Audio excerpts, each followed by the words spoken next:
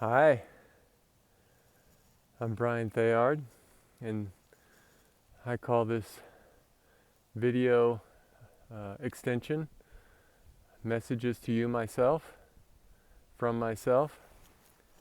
And today's message is about extending love in the face of adversity and responding to apparent diversity with only love. So that's the topic that's on my heart today. And during the time of quarantine and social distancing, all kinds of news reports and reactions of friends and family and personal reactions and communities and whatnot, you may notice that there can be a fearful sort of fabric to consciousness in terms of collective psyche. Not certainly not related to everyone, but just as a general fabric, it can be felt, it can be sensed. Tuning into the collective, you can feel it because consciousness is one, and a lot of people are calling for love. It's all our own call. There's nobody out there, as I've been saying. It's all our own call.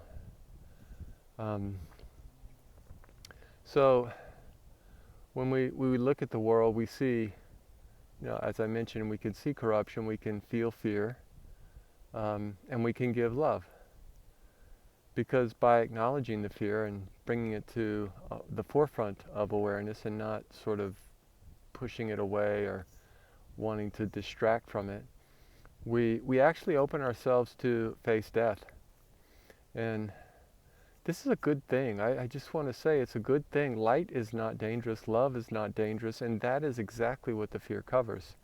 So as soon as we open ourselves to make ourselves available to love, to light, we're forgiving the darkness, we're forgiving the fear, we're calling upon the atonement, the at-one-ment, the answer.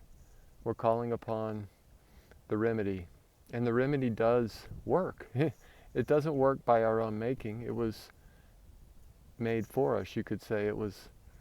It's a remedy not of our own making, but it works on behalf of us and everyone, because we're all joined in truth.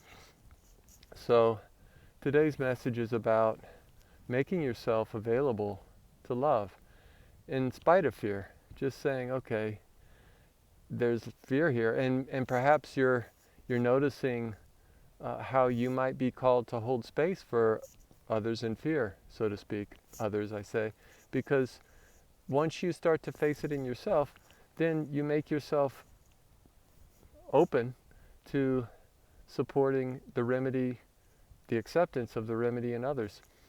And that is our function here. You could say we're here to gather up all the fear and lay it on the altar of our heart and remove our hands from it and look towards the divine, because the divine knows exactly what to do with it. The divine doesn't make it real and then eradicate it. It just helps us to see that fear was unreal from its beginning, from its origin. Its origin was never real.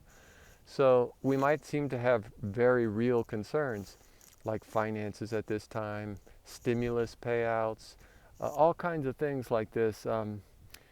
Can we cohabitate peacefully for months on end, weeks on end, possibly months on end?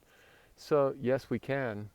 We certainly can. And when you feel tested, you personally, I personally, any one of us personally feels tested by anything in our environment, just remember that's there to bring us a softness. It's meant to trigger a soft response in us. That's its true, you could say its true stimuli, perceived through the eyes of spirit, is it will trigger us to become softer, and gentle with ourselves. And I've been saying this from the first video, and probably say it for every other video I ever make, because once we start to soften and become gentle, then even if we are mistaken, which we are when we're misperceiving, but when someone brings a difficulty to us and we add fear to the situation, that too must be seen in the light of love, because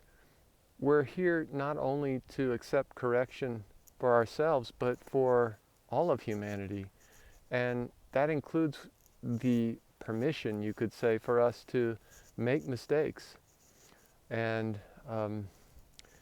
lay that on the altar as well, and see that whatever happened and whatever the perception of it was, it's, as I mentioned in the last video, it starts with me and it stops with me. And that means we open ourselves to the loving correction, the spirit, the self of love, loving awareness. And that is real. That has power to correct all errors, all mistakes. And it shows you those mistakes had no reality. But it takes exposure and willingness, and just the I kind of want to say chutzpah. You know, you've got to be bold in this. You know, this is a time to be inwardly bold, and say, I will be vigilant on behalf of truth alone. I will be vigilant on behalf of love only. I will not deny fear, but I will bring it to the light of loving correction.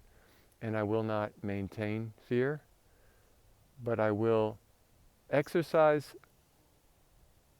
a little bit of self-control, or a lot of self-control, however you want to think of it. That's the first step. And the second step is to open yourself to really let yourself be soft and gentle, let go. And then you could say we come to a point where you've let go, you've let go, you've let go, and there's no more letting go you can personally do. You've done all of that you can do.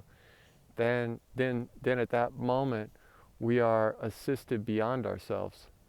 And that's where we want to be all the time. And we are there all the time. But we want to acknowledge that support that's here with us always, all the time, so we can, reside, abide as our true self.